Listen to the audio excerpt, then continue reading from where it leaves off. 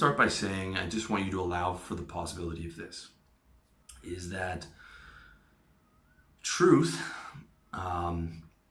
this sense of an objective belief or an objective reality, is dependent on the observer.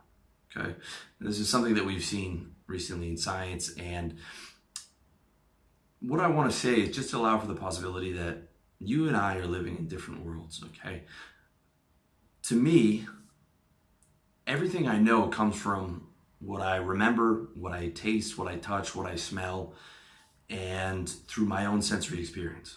Okay, and it looks like we're living in the same world, but I have never experienced anything through your perspective, and vice versa.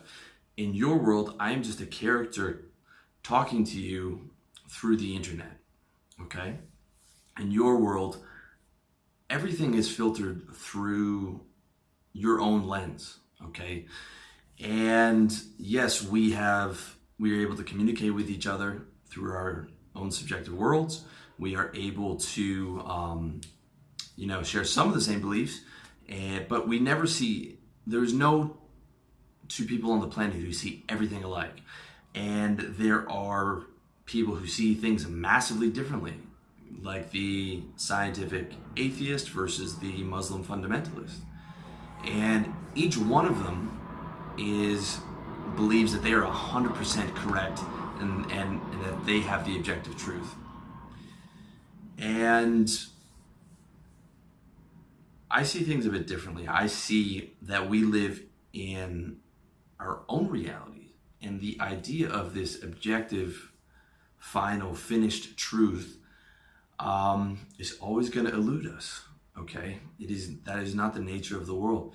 And you look at modern science with quantum physics, and the fact that even the leading physicists are now model agnostic. Okay, they've discarded Newton, and even Einstein's relativity's moved on to string theory and simulation theory, and multi-universe theory, and all these different theories. And these are the smartest minds in the world, and the best they have are theories of and theories that sound insane. And that those are our finest minds. Okay, so if they don't have and this idea of objective truth, maybe it's time that we started looking at things differently.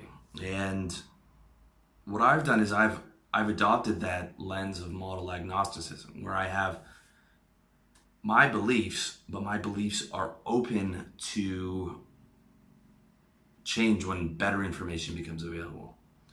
I'm telling you, as someone who's a philosophy student in university, I tried very hard to get to that objective truth, and it reminds me of this movie Pi, but with Darren Aronofsky's first movie, where you feel like you the second you develop something that you believe is this new objective truth, then more questions come with that.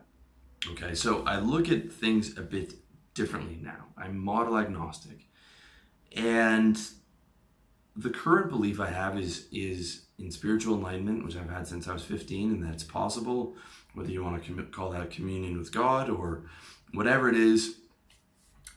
That is a spiritual goal, and my method is self-inquiry from Nisargadatta Maharaj and Ramana Maharshi. That's the method that I follow. Okay, some people follow the Christian method or various other methods.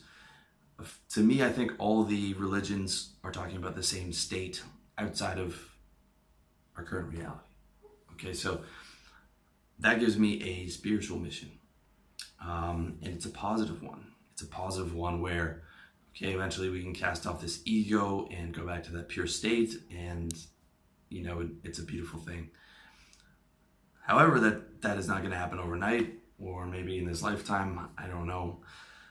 So I have a worldly mission. The worldly mission is what I'm doing right now, and that brings me a lot of happiness. It also makes money for me, which is also very important. And those two belief systems were not objective beliefs for me, at various points in my life. When I was 13, 14, I was pretty much a nihilist. And I can tell you, between the two perspectives, it is a much happier way to live. All right? It's a much happier way to live the way that I live now. Okay? Those beliefs serve me. Nihilism and life is pointless and life is suffering does not serve me. Does not serve me. And most importantly, is not objective. You might, if you are a nihilist or you subscribe to that theory, you might think it's objective. But when you examine it, you realize that there are many different things that you might have been missing or that you haven't examined. Okay? The important thing is you need to have beliefs and strategies that serve you. Okay?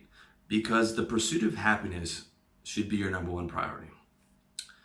And the pursuit of happiness to me is being in the best state available at all times. You can't always be happy, but you can always be working towards being in the best state that's available.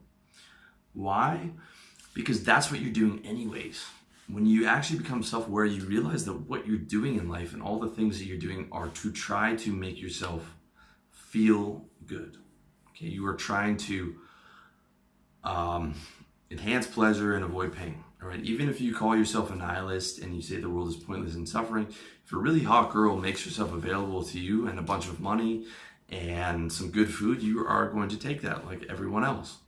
Okay, you cannot avoid moving towards pleasure and trying to avoid pain. So you might as well be good at it. You might as well make that your number one priority in life. I mean, it sounds so simple to me, but so many people don't do it. Okay, use the pursuit of happiness as your primary priority and then structure beliefs around that. Okay, structure beliefs around that. Once you give up on the idea of objective truth, you can start to mold your reality around that strategy.